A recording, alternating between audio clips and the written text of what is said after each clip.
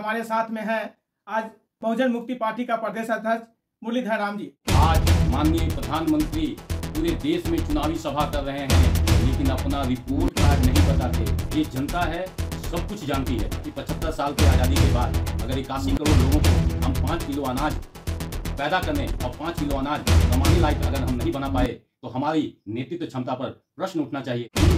जो इंडिया और एनडीए के लोग अपनी घोषणा पत्र, अपने गारंटी लेकर भारत की जनता के बीच में जा रहे हैं, मैं उन दोनों को चुनौती देता हूं, क्या वो हमारे प्रत्याशी की तरह उनके प्रत्याशी अपनी घोषणा पत्र 100 रुपया के स्टैम्प पेपर पे नोटराइज्ड एफिडेविट देकर भारत की जनता के सामने अपना घोषणा पत्र लेकर आ सकती है? राष्ट्रीय परिवर्तन मोर्चा बना है, उसके अंतर्गत बहुजन मुक्ति पार्टी एक महत्वपूर्ण घटक है। बहुजन पार्टी के प्रदेश अध्यक्ष मुरलीधर से किए खास बातचीत संपादक सुबोध कुमार। देखिए हमारे खास रिपोर्ट में नजर 24 लाइव न्यूज के साथ। को बहुत बहुत धन्यवाद। जैसा कि आपको पता है, चौथा, पांचवा, छठा और सातवां चरण में झारखंड के 14 लोकसभा और 1 विधानसभा का चुनाव होने जा रहा है। तो झारखंड में हमने 7 प्रत्याशी को मैदान में उतारा है। प्रथम चरण में 2 प्रत्याशी, दूसरे चरण में 2 प्रत्याशी, तीसरे चरण में 2 प्रत्याशी और चौथे चरण में 3 प्रत्याशी बहुजन मुक्ति पार्टी और राष्ट्रीय परिवर्तन मोर्चा का जो तीसरा गठबंधन देश में बहुत तेजी से उभर रहा है। मूल निवासी नायक माननीय वामन मेश्राम साहब के नेतृत्व में जो राष्ट्रीय परिवर्तन मोर्चा बना है, उसके अंतर्गत बहुजन मुक्ति पार्टी एक महत्वपूर्ण घटक है। और झारखंड में प्रदेश अध्यक्ष होने के नाते हमने यहाँ 14 लोकसभा और विधानसभा में प्रत्याशी देने का प्रयास किया, लेकिन अंततः हम 8 प्रत्याशी उतारने की स्थिति में हैं। 6 प्रत्याशी मैदान में हैं। कल दुमका का हमारा प्रत्याशी आयुष्मती जोबा हांसदा नामांकन करेगी और राजमहल में भी हमारा नामांकन होगा। इस प्रकार 9 प्रत्याशी इस लोकसभा चुनाव में बहुजन मुक्ति पार्टी और राष्ट्रीय परिवर्तन मोर्चा का मैदान में हम लोग हैं। पूरा हिंदुस्तान में, भारत में देखा जा रहा है कि 2 ही पहलुवार पर बात हो रहा है, एक इंडिया गठबंधन है, एक एनडीए गठबंधन। तो इंडिया गठबंधन और एनडीए गठबंधन में आप अपने आप को कहाँ पर झारखंड में देख रहे हैं सर? भारत की जनता ने 55 साल कांग्रेस का एक छत्र राज देखा है और 10 साल एनडीए के माननीय प्रधानमंत्री नरेंद्र मोदी का भी शासनकाल देखा है। तो उसका जो परिणाम है हम जानते हैं। हमारे प्रधानमंत्री खुद कहते हैं कि 81 करोड़ लोगों को 5 किलो अनाज हम देते हैं और वो ये बात गर्व से कहते हैं।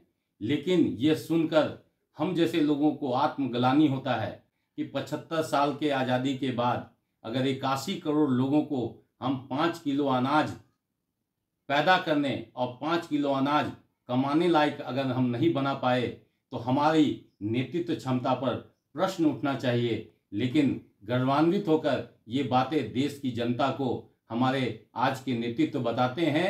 ये गर्व की नहीं, शर्म की बात होनी चाहिए कि 75 साल के बाद 140 करोड़ भारतीयों में 81 करोड़ लोग हमारे इस स्तर पे पहुंचा दिए गए हैं कि वो 5 किलो अनाज लेने के लिए सरकार पर आश्रित है। एनडीए और इंडिया गठबंधन से हट करके तीसरा जो विकल्प आप अपने आप को स्थापित करना चाहते हैं, पब्लिक को बीच में क्या बताना चाहते हैं कि सबसे हट करके आप जो आपको मतदान करेगी? ये जनता है, सब कुछ जानती है।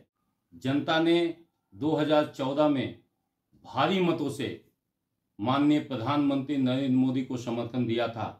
उन्होंने अनेक वादे किए थे। अगर मैं उनको गिनाऊं तो सारी भारत की जनता जानती है। उन्होंने 15 लाख खाते में आने की बात बोली थी। उन्होंने विदेशों से काला धन लाने का बात कहा था। उन्होंने 100 स्मार्ट सिटी बनाने की बात कही थी। 2 करोड़ रोजगार प्रत्येक साल बेरोजगारों को देने की बात कही थी। बुलेट ट्रेन चलाने की बात कही थी। 2022 में इन्होंने कहा था कि हम किसानों की आय दुगनी कर देंगे। इन्होंने कहा था कि हम 2024 तक प्रत्येक नागरिक के सर पर छत रख देंगे। तो आज माननीय प्रधानमंत्री पूरे देश में चुनावी सभा कर रहे हैं। लेकिन अपना रिपोर्ट कार्ड नहीं बताते। वो ये बताने का कष्ट नहीं करते कि किसानों की आय कहाँ गई। आज जो किसान दिल्ली के बॉर्डरों पर बैठे हुए हैं वो क्यों बैठे हुए हैं? प्रधानमंत्री जी डिजिटल इंडिया की बात करते थे। भारत के डिजिटल का हश्र इन्होंने ये किया जब सुप्रीम कोर्ट ने भारत के सबसे बड़े bank state bank of India को इलेक्ट्रॉल बॉन्ड का 22,400 लोगों का डाटा मांगा।